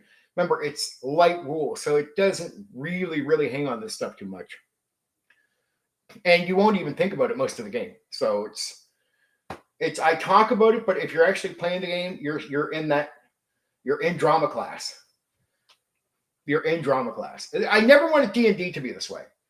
That's why I would complain to people when I watch people focusing on a lot of social interaction and that being the core. I'd be like, I don't want to run drama class, dude. Or I would hear people like the 4D guys talking about talking all the time. We'd be like, this game would challenge all those guys. But this game is what sort of turned me off of always being stuck in that zone. So failure isn't binary. Okay, you don't just succeed, fail, you get degrees, narrative consequences. This supports story flow instead of hard stops. The game assumes a slower pace to a point. Rapid combat cycles, constant actions, no, none of those. But conversations, build up, social maneuvering. If you rush it, you break it. So it is about stopping to let people talk, but you're constantly talking, but you're letting scenes just play out like a novel. You're letting a long conversation happen between people. And you're not rushing, but it is constantly like you can't just not talk, but you sort of keep in the zone, and then you gotta have the players actually talk to the rules, the social rules of the game. It quietly punishes out of tone play. Don't be a murder hobo, but the system plus setting makes it ineffective, awkward, out of place. That's intentional by design. So if you try to like run in and kill people, it's just like the game is like it starts like making it awkward. Like, okay, okay, what are they saying to me? Okay, they're crying. Like it makes it uncomfortable to do it. Like the idea of like playing this game that way is just fucking stupid. Though I've seen people try crazy things. The details in Castle Fantasy don't exist to support the mechanics. The mechanics exist to support the tone. And the setting is really, forget mechanics, the setting is the gimmick. Okay, guys, that was an hour and 15 minutes. Thank you for everyone suffering through that fucking stream with me. Thank you. I appreciate it. This is the freehand part. This is going to be the most interesting part of the fucking stream. The part where I can just freely talk and we're done the fucking whole thing. There you go. Oh my fuck. I liked it back in the day just playing it. Forget all explaining it to you. It's hard to make this a whole hour plus stream. I'm surprised I did. But what did I just do? I gave you some minor details and kept pointing back to the same thing. What do you do in most of this game? Talking in character with a bunch of rules. It's drama class, Victoria setting, rules. Monkey, I really hope you enjoyed that just out of interest. Just out of pure fucking interest. I hope you really did enjoy that. Because it was interesting for me when I tried it and played it for a year and a half. I played it. I never played it, but I ran it. I just couldn't find anybody that would do that. Mm-hmm. Yes. I do appreciate you guys sticking around and giving me some talk here. Craig, thanks for the fucking suggestions. Everything you said there, somebody who wants to play this game could take that information, go look that stuff up, and it would be valuable to what they're doing if they like this. Though I've not seen the game ran or played, period, outside of me doing it. Like I ran it, I couldn't get another person to run the game. Running the game was the hardest part, but it was easy for me. That's why I knew I'd be good as a player. I would have been a great player at this game. Perfect. Mint. I could have played. If you could run 10 hours for me, I could play that for 10 hours. I didn't meet a player that I ran for that could play for 10 hours. Even the guys that liked it, that would take initiative on social interaction. Man, you get 5 hours into this, especially in a game like mine, which is going to be active. You're done talking. Like you're just done talking. You're just like, okay, are we done? Can we take a break? And a break of 5 hours would be like, yeah, can we be done for the night? Now they come back to it, but I had a lot of guys leave. Even the guys that liked it, they get 2 or 3 sessions and they wouldn't even come and try to cancel. They'd just be like, they wouldn't give me no fake story. Like I'm sick or I can't make it. They just feel like, that would be really, I don't want to keep playing that. Like and they enjoyed the experience. They said it was worth having, but they don't want to go back to it. The few fans that I met that I would say are fans, people that stuck to it, they were great.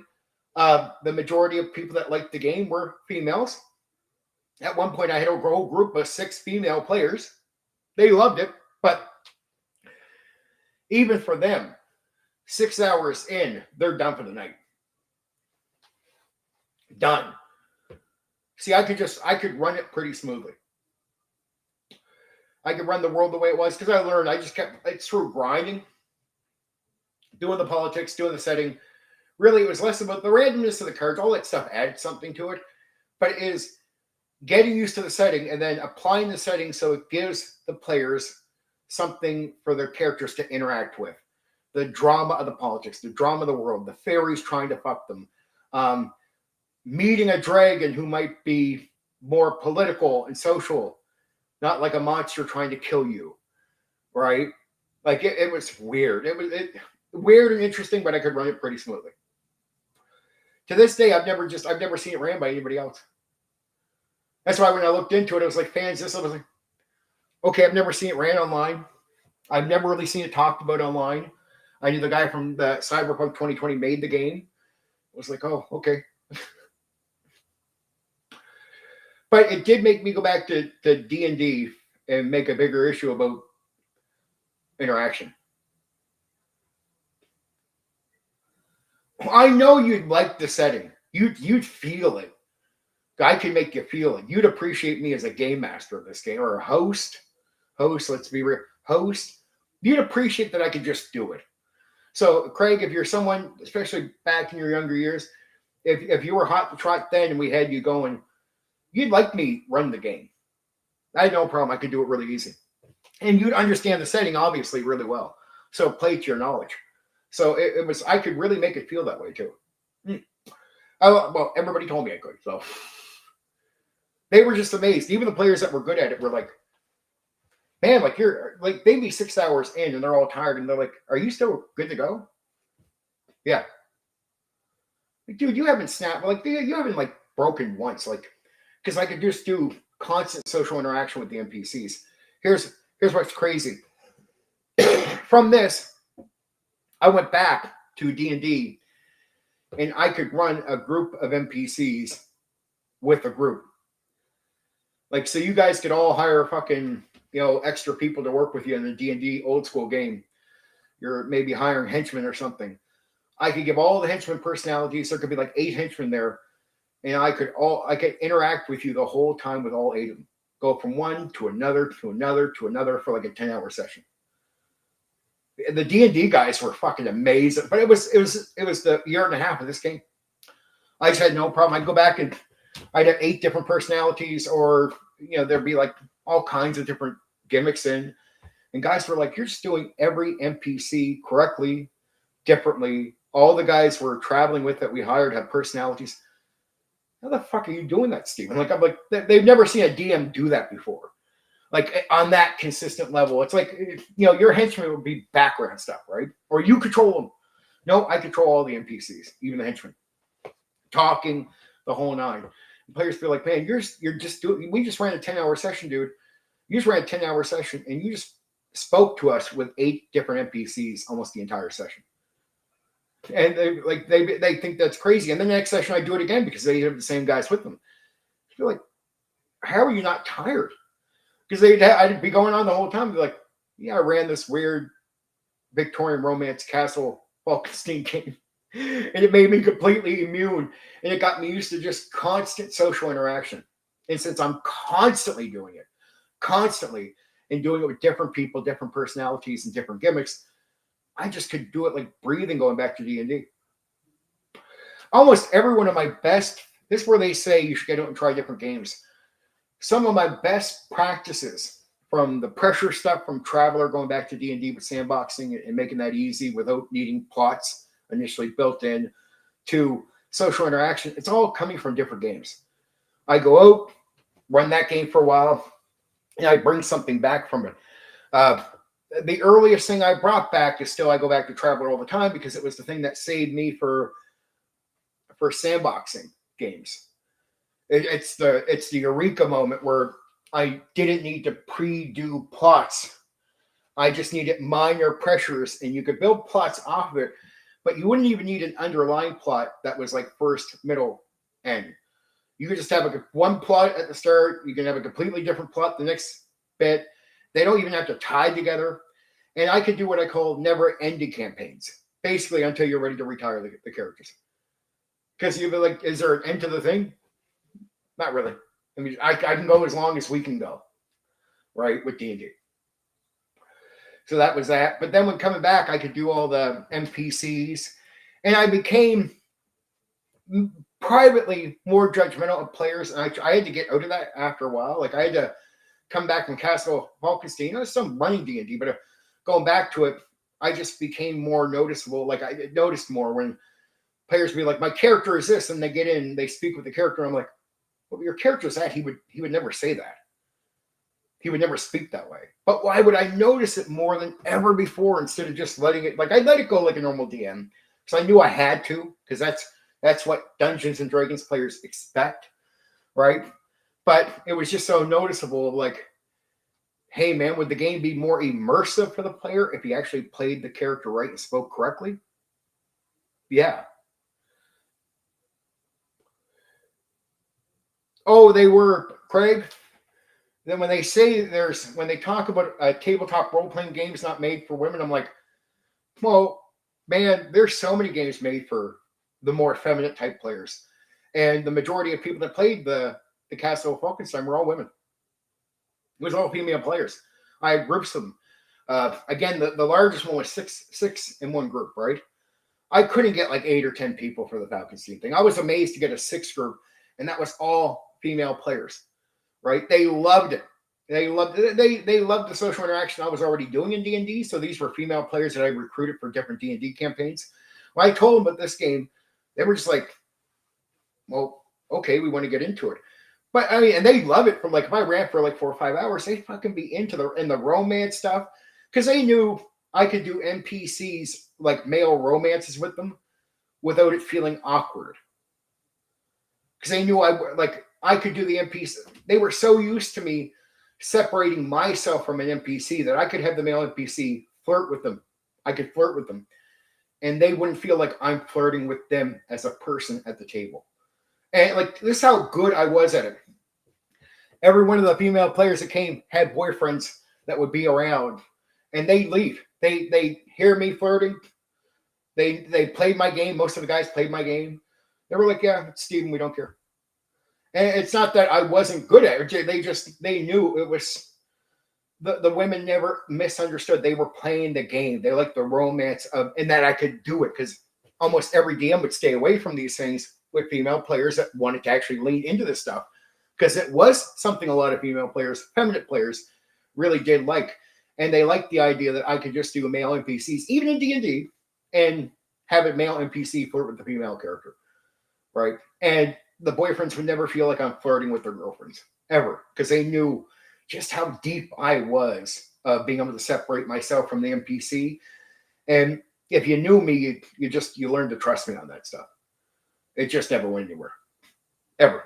There was no cheating, no fucking around, no nothing. Though I did have 2 female players that got into me through doing that with the Falkenstein that didn't have boyfriends in another game. And they weren't like the prettiest girls, but they were like, man, like, Steven, you seem like a really interesting guy. I'm like, yeah, that's the NPC.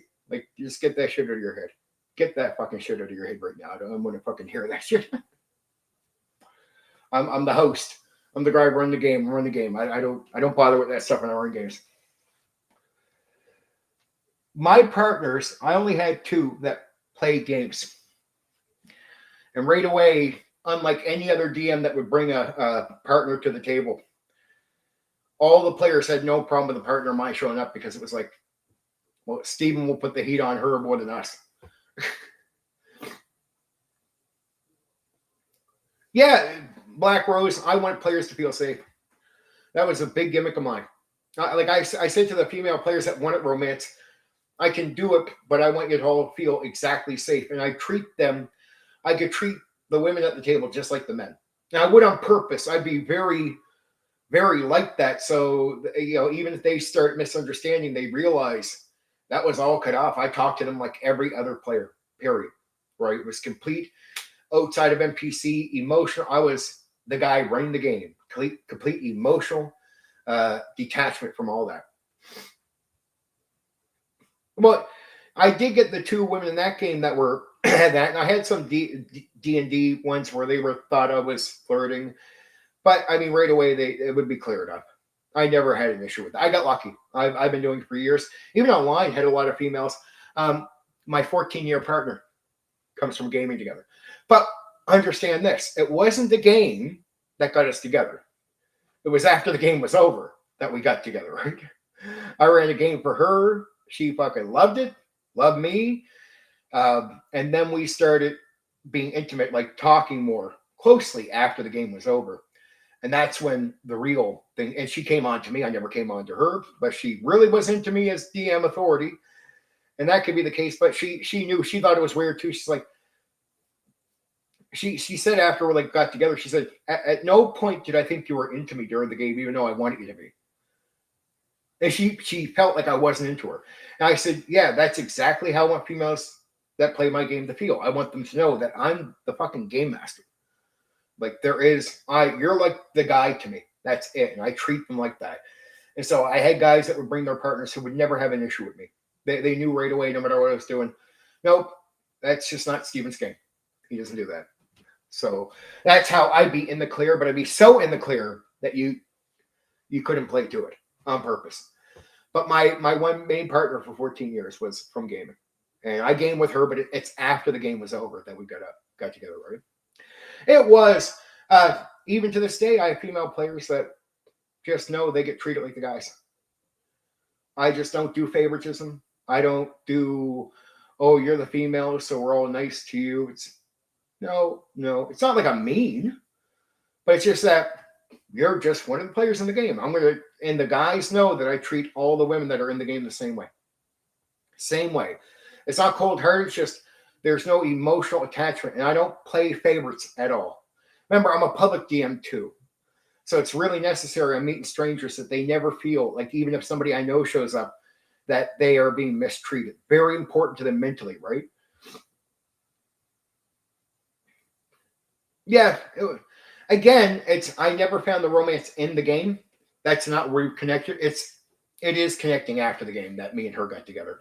All my other romances before that was just, I've said this in videos before, but I don't want to talk too much about it, but just to say, I just had the nerve to go speak to women. That's it. Had the confidence to go speak to anyone, and you have a personality, it will rub off. And it will be attractive. It's like an aura. If you're out there and you're confident, it's almost no matter what you look like, there's an aura you can give off. There's an attractiveness. There's an energy you give off to people when you're willing to talk, right? And I'd be in a room where there'd be guys better looking than me. We'd be at a party or something. They're too shy to go up and talk. I go talk. I just want to care. I just go talk.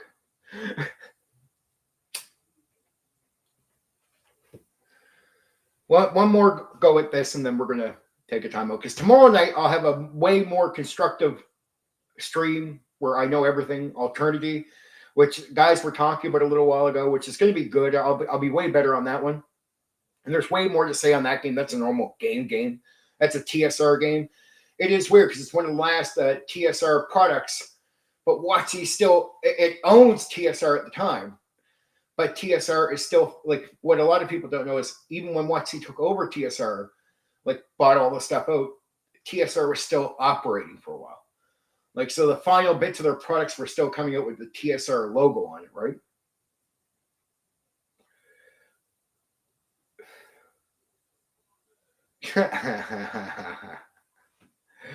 Oh, back in the young days. Back in the young days, my friend. Yeah, I had a few people connect through the game. They play the game together, my game together, and they'd be talking all night. The next thing you know, they're dating. And I'm just like, I warned them. I said, if there's any drama in my game, I'm kicking you both the fuck out instantly. I warn people. Like, I don't care how you connect. You're responsible for yourselves at my game. Like, I'm not going to stop people from connecting. I don't give a fuck. I'm not going to connect with you that way. But don't bring your shit to my game. And if you two get in the fight, you're both leaving together. So I won't keep one over the other. So I play fair. I'll let my group know that. That's good social talking up front, social contract. Now, like I said, I really did as a public DM. I'd always do this. When I knew there was a problem player, I'm going to start telling the other players my issues with them before I do any kicking out. So it's start setting the minds up like get the minds of the other players ready. Here's my issue. I'm going to try to talk to the person, because here's what I found out about players. Here's why they can get really sour about you just kicking somebody out instantly. That player is them. No matter what attitude that player is giving you, that's another player like them. And the way they judge it is, if you're willing to treat that player poorly, would you treat them poorly?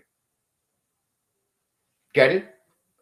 So to maintain trust, I could never just instantly, as much as I wanted to in some cases. Some cases I could almost get away with it, but most cases I had to have a talk with a player, warn the other players what's going on, let them see it, talk to them, tell them I'm going to give a talk, give opportunities. But it got to the point where I would say, if this person keeps doing this, I'm so unhappy with the game that either I'm going to have to remove them or quit. But they would be on board, because now I'm given a chance. I'm talking, and this is what they expect me to do with them if there's an issue. Talk to them, right? Not just kick them out. So the way I treat that player to them might be how I'll treat them. So to maintain trust, when I'm removing a player, I have to prepare the other players for it, right? They got to know that I'm going to give a chance, just like they expect to get from me. I give a chance that that player comes back and keeps the problems up. Now I have permission to remove that player in a way without losing trust with the other players. And that worked. I'd remove them if it was that much of a problem, because I don't keep problem players. People ask me, well, do you have any, like, I give out advice, and they'd be like, what advice do you have to deal with like a player doing this? I don't. I tell the player what's up. They have to change behavior, and I prepare the other players. If they change behavior, fine, they stay. A lot of players stayed. But if they don't, they get removed. I don't have advice for how to deal with bad players, because I don't keep them. I don't bother keeping bad players. I'll go watch grass grow. Like, people know that about me. I'll rather not game at all, even though I love gaming as much as I do. I'll not, if my only choice to game is with that situation, that's over. I'll go watch grass grow. I will not play that game, because to me, the hobby is important like this. If you put yourself through that, you stop enjoying what you're doing. You become bitter. You become jaded. You hate this. So it was worth it to cut myself off from a game if I had to, than to keep playing under conditions that I had a bad player. So when I hear about groups keeping on a bad player, how would you deal with a bad player? Well, I'll give you the talk. I'll talk to them. I'll give them opportunities, but a fair opportunity, a straight up opportunity. But I'm very willing to confront the issue. But the secret is, if you're going to do that, you got to watch as a game master. You can't just kick a player out on the spot too carelessly, because no matter what you think of them, here's the little secret. Even if the players don't realize they're looking at it this way, that player is still them. So if you're abusive to that person when you kick them out, like in what seems like an abusive way, you can lose trust with the other players, because they're wondering if you would abuse them if you didn't like something. Because they might enjoy your game, and they'd rather you talk to them if there's an issue. They don't want to cause the issue, but they might, what if I'm an issue and I don't know about it? Would you just kick me out like you did that guy? So you can lose trust. If you don't want to lose trust, the best thing is you got to be willing to have a talk with the guy that you might want to kick out. But you talk, and then you tell them the issue. I'm going to have a talk with him, but I can't keep doing this. It's bothering me that much. So they think you're being fair. And that fairness is important to them. Now, once I set up the fairness and I give the opportunity, if the player keeps playing badly, now I can kick the player out with the support of the other players. This works 100% of the time for me. I get support from my players to remove a player under those conditions, because they know that if there's an issue with them, hey, Steven has shown us, he'll talk to us. And most players, here's the great thing, if there's an issue, most players will actually adjust. That's the truth. But as a game master, you have to have the nerve to do conflict and confrontation. So if you don't have the nerve to say what you got to say to somebody, oh, you're fucked. And if you're trying to manipulate around the problem without just confronting it for what it is, you're fucked. Just, you got to be willing to say it straight, not rude. And you don't want to be rude to the person you're giving the chance to. Remember, it is about how you treat them, even in that moment. You don't got to be crude when you're trying to give them an opportunity. You got to go talk to the player and say, here, man, like, let me reason. I mean, now, remember I told a recent video I did, this is important if you want to get people on your side, you got to turn them into their own critics. So the first thing when I get a problem player is I'll go, okay, dude, I want you to tell me if you think there's an issue. Tell me what you're thinking when you're doing this and this and this. So I get them to tell me what they think first, because I need them to be honest with me. I don't want to say anything that makes them feel like they should shut up. So I won't just say what I think right away, because I don't want them to be intimidated about saying something out loud that might get them in trouble. I don't want that in their mind. I want them to think they can tell me whatever. They're going to tell me what they think. And then I'm going to start asking questions to see if they can see a problem in what they're doing without me even saying anything. And a lot of times I can actually get players to the point where they see the problem without me even needing to call it out. They start describing the problem themselves. Like, okay, you did this. You see an issue there? They start thinking about it. I guess. Because I need to turn them, the player, into their own critic. Because I need to get that player to agree with me. I need to change his mind for real. Right? I can't just tell him shit because he might not. If he doesn't say what he wants to say, that means he's not going to have the conversation that is going to make him change his mind. Right? And if I want to give him a real second chance, I need to get him to change his mind. How many game masters out there will know exactly what I mean? You have a talk with a player. You think you're on the same page. You're like, oh, we're on the same page. Like, I told him how it was. He nodded. He leaves. He comes back the next day, and he just does the thing that you're like, well, wait. I talked to him. He agreed with me. He leaves. He comes back. He just did what he wanted to do. Why has he done what he wanted to do?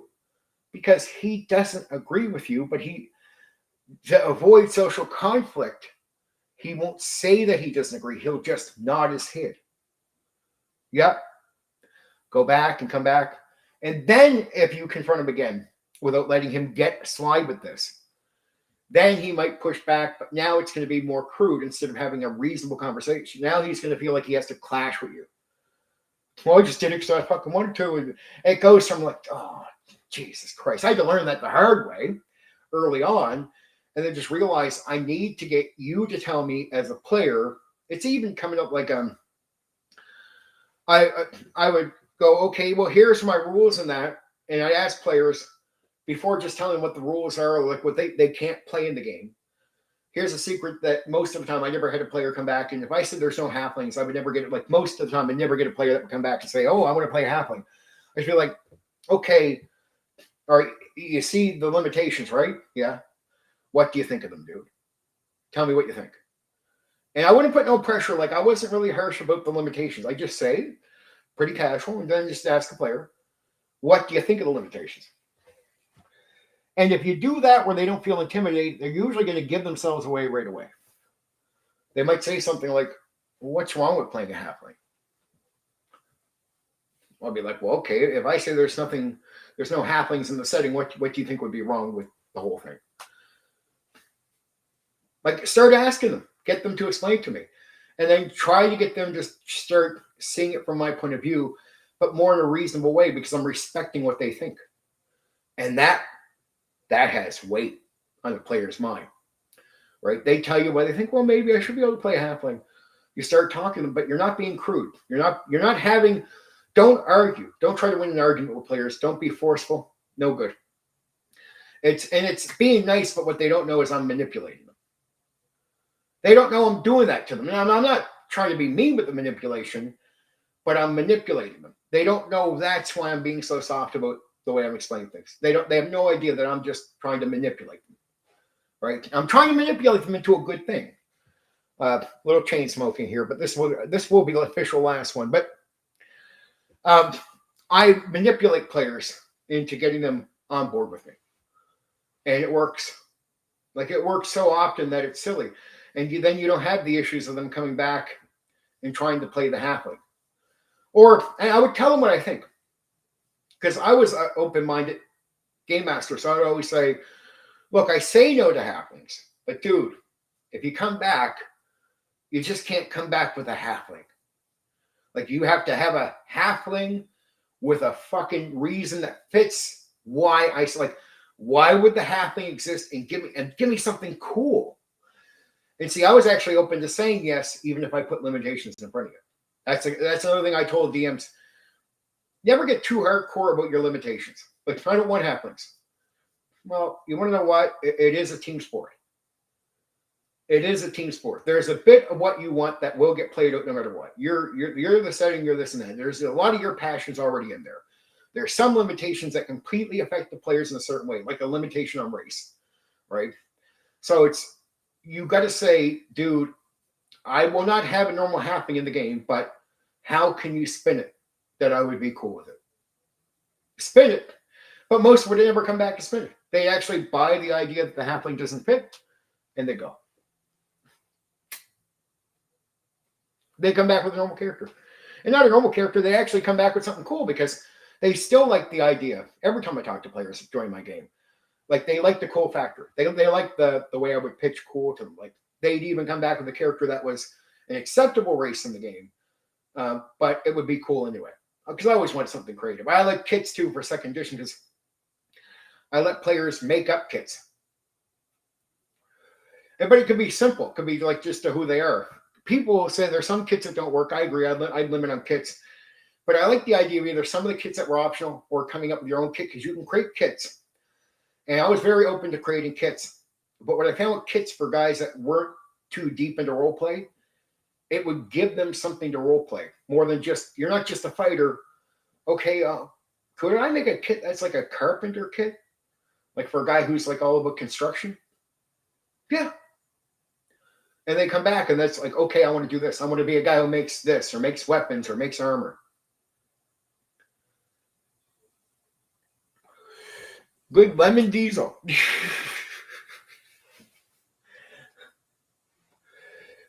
My uncle makes all kinds of weed cookies and that. He keeps telling me they're there. Like, oh, I dropped some weed cookies off. I'm like, why?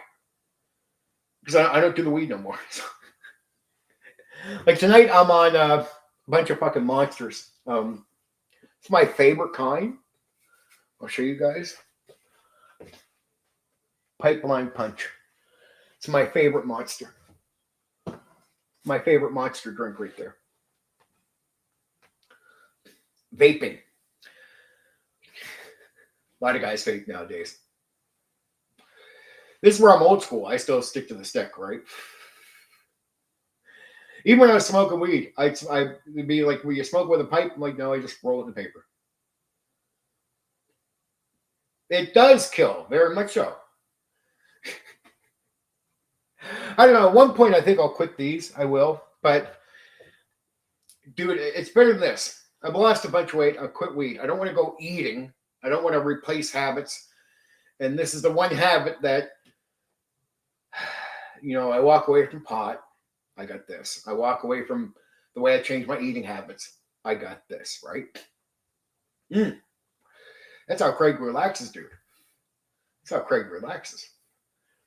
But yeah, talking to players, get what they think first in almost every situation, no matter what. Always ask what players think. Because then if you can get them to turn around and see the problems where you don't want something, you're safer. It's a lot better than conflict. And don't argue with players. Don't try to win arguments and debates with them. These are nerds. They'll want to pick everything apart. They'll want to go into the clash with you. So what you do, clever thing dealing with social nerds, is getting them to spin the whole game on themselves. Make them a critic of their own thing, right? And it's a manipulation, but it works because if you get into a clash with nerds, they can go into an unreasonable word salad game with you, try to tear things down, not agree, get into it's stupid. Yeah, you want to know what? I drank in my early 20s for a little bit, and I had problems with it. And then I was around alcoholics for a lot of years, and I had a friend commit suicide, and that was very dramatic for me. A buddy of mine committed suicide drinking too much, And I just went on to help drinkers. I got into these programs where I would help people that had problems with drinking. But that was even depressing because guys committed suicide in that program. Like they were fucked up on drinking. And I'm trying to help them because I felt like it was making up for a friend of mine who I just wasn't there for. I failed to be there for the guy. Here's what he wrote to me on his last night before he committed suicide, before he hung himself. He starts giving me a Beach Boys song. Right? I can see clearly now. Right? Like it's that song. He writes that to me, but I'm not home. And he's reaching out to me. He's reaching out to me because many times I talked the guy out of committing suicide. He had like 4 kids, had his wife, even though young with 4 kids, like just had a wife early here in Nova Scotia, had kids early in his life. Here he is. He's doing the song, the Beach Boys song. I can see clearly now. And I just wasn't there. I got there too late. And that's when I found out from Cheryl, his wife, the next morning. He hung himself. And the only thing she was thankful for was she found him before the kids woke up. So she went down to the room where he used the computer, where he was trying to get in touch with me. This is what makes me really depressed about it. It really bothered me because I felt like, even though it wasn't my fault, I felt like I could have saved his life. All I had to do was be there and talk to him. That's all I had to do was be there and talk to him. I swear, I to this day, I really believe I could have talked to him. I did before, but I just wasn't there. So he committed suicide. She found him hung in the basement where the computer was before the kids were awake and got it dealt with. And that was the only thing she was happy about, was the kids did not have to see him hung. That was it. Very depressing. Anyway, I went on to help people that had alcohol problems after that. And that was only for a while. I could only deal with it for a while because so many guys had so many issues that I was just like, okay, I did that for so many years, and I just said I can't do it no more. I can't deal with people with these issues no more. I got life.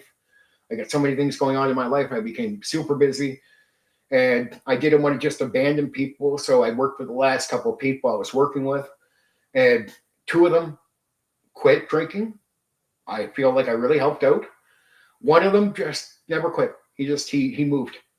He went right back. I don't to this day, I don't know what happened to him after he moved. I knew he went back to drinking heavy. And then he took off from the program, took off from me helping him. So I don't know what happened to him. That's it. That's how I ended my time there. The other 2 guys have families and have kids, and I helped them get off alcohol. To this day, occasionally I'll still see them where I'm living, and they'll come up and say hi to me and give me hugs and everything. Both of them. Right? Because they feel like I saved their lives. So that's good. But it still doesn't make it. Still makes it. I'm still bothered by the past.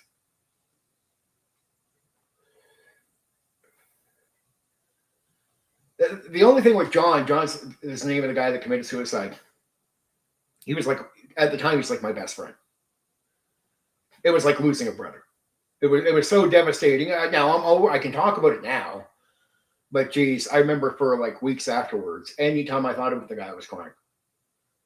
Because it was just like, I did blame myself as much as don't blame yourself. And mentally, I knew it wasn't my fault. It was his issue. I wasn't there. I just wasn't there. He gives me the song. And to this day, when I hear that song, it eats me alive. Like, it bothers me a bit. So if I see the words to that song, it bothers me. If I hear that song from the Beach Boys, it bothers me. Because that's his way of saying, I can see clearly now. It was his, because he had tried to commit suicide so many times, it just failed to do so, on top of having me talk to him. But that was the one night where he said, I can see clearly now. And he thought, I understood what he thought was. He thought he was ruining his kid's life. And here's what made him end it. He took out his oldest daughter driving, and they got in a car accident because he would drive drunk. He would always be drunk all the time. And he drove one night, and she was in the truck with him, driving the truck, and his daughter got hurt. That's what led to the end on him, right? Was his daughter getting hurt. And he knew it was his boom. Oh, yeah, not looking for tears here, just giving you the boom, boom story. It felt bad. I still feel bad. His kids still talk to me every so often online. They'll message me. That's good. They'll message me on Facebook. That's why I have so much family and stuff on Facebook. That's why I say to tabletop role playing game guys, don't add me on Facebook. Don't. That's my personal. That's where my family and all that shit is. Just do not send messages to my family and friends. Don't do that.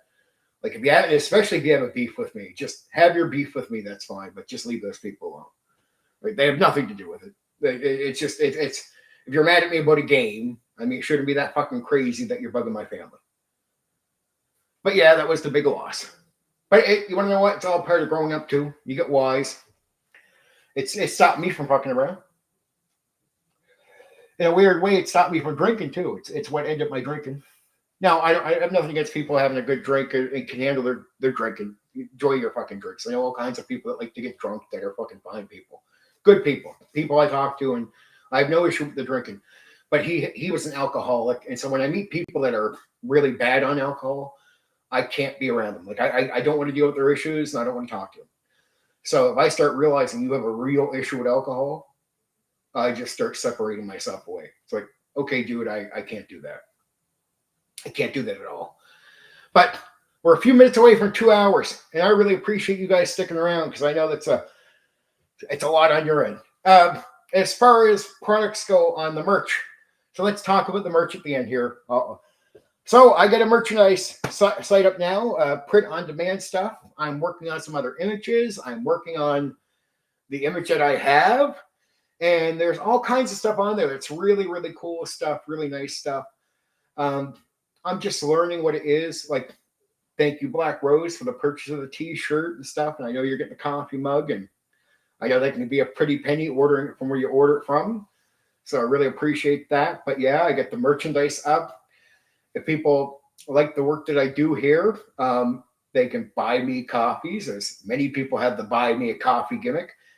And just to tell them, if I ever get paid through YouTube, just understand, I almost still prefer you to do this other stuff because I get more money, I guess, if you want to give me the money. If you're trying to get the money to me and you want to give me, it's you could press a super chat, right? And I'll get, from what I hear, 60% of the super chat is taken because YouTube is a U.S. company. So from what I hear, the tax collector keeps a percentage, 20 to 30%. YouTube will keep about 30%, and I get about 40% of your money. If you send me the money, buy me a coffee gimmick, I get more of that money. The merchandise stuff, because it's print on demand, I actually get a good amount of that money, and it doesn't cost me nothing to set that stuff up. So that's good. And then, I don't want to beg for money. It's just people ask me, how do they give me money, especially right now without, say, the super chat option. I do have a direct link for PayPal down the thing. So if you really want to directly give me money without it, with most of the money going to me, you can send it to PayPal because PayPal doesn't take much off of that. PayPal directly is probably the most you're going to give me, at once. I'll get the most of your money that way for sure. But that's up to people. People just say they want to donate, Black Rose has bought me coffees and many things. I appreciate that, Black Rose. 400 hours. I'll probably get another 100 hours tonight and tomorrow altogether. So it will bump up. I'll probably be about 300 hours away from 3,000. And when I hit the 3,000 is when I finally get the super chat option. When I hit 4,000, that's when, regardless of having 1,000 people on YouTube, to get ad revenue, you have to have 4,000 hours inside of 365 days within a year. So you got to have 4,000 hour total watch time for your stuff. That's the gimmick. Yes, I really appreciate that, guys. I really do. It was a lot of fun. I know it was a bit challenging to get through that game, but tomorrow night will be routine. Tomorrow night, Alternity is a routine game. It's going to feel like a routine stream. I know that one pretty well. We can get through that one. And a lot of people want to know about Alternity, especially after they have a taste of it, right? And I ran that pretty good for a few years. Again, people say you don't get all these games. I play every game I'm going to cover this year is I played or I ran. And there's a bunch of old school games that people keep requesting where I'm sort of saying no to it because I didn't run them or play them. So I'm not pretending I know something I don't know about them, right? I'm not trying to research them and come up with history. Like, I don't know how to run that game. I don't know how to play that game. But even the games I played, I understand how to run them because I'm a game master. Every game I played, I talked to the game master. Like, I would know how to run the game. I'd understand their job. So I feel like I can talk about running the game for those games. But that's why there's quite a few old school games I'm just not touching because people keep saying, oh, you're... Well, you want to know what? This does take mystery away, and it brings up a little bit of a secret hidden gem. And I would say to the theater kids out there, you might actually like this game. And if you ever thought tabletop role-playing games, old school, were not made for more effeminate players, well, sorry, maybe D&D wasn't exactly written up to attract women, but there were a shitload of games that when you look at them, you go, man, this is really tailored to the feminine player more than it is any type of D&D player. So if women weren't the hobby, why would you even make games like this? If women weren't part of the actual structure of what we were doing. Now I'm in Canada. I don't know. A lot of guys tell me there wasn't much women back then. I'm like, my second DM was a woman who started in 1983. And I started in 1987. I was 7 years of age. There are some guys that are a little newer in the hobby that go, man, what, you started when you were a little kid? Yeah, most people did, dude. I started in 1987 playing. I started running the game after like 4 years of playing in 1991 when I was 11 years of age. But understand, I have a mind for running it. I was running for adults. And by the time I was 8, I went from playing with some younger players to playing with adult players because the adults around me realized I could actually, play pretty well. And I could think it's just a game too at the end of the day. And it's military people. I was around my military family. My family didn't care about me being around cursing and that. They knew I wouldn't curse. I was good at following rules. So you could do that. You could be mature in front of me. But these guys weren't playing sex in the game. They were playing fucking D&D, doing dungeon crawl. So I could get in and do a dungeon crawl. And I played with all kinds of adult military guys, Army, Navy, all that stuff. All kinds of different people played D&D. But I was growing up in a Navy base. So we were, Navy base, and then there's the Army base not too far. And when I say we'd have conventions like cons, they were sort of like just big meeting places for the military, but it was for military family, and military. And it was just fucking great gaming time. It's the most organized, best play I've ever had before I got to social civilian nerds who were a little off the wall. And I had to be introduced to that the hard way. Okay, there you go. I've already said all that stuff before.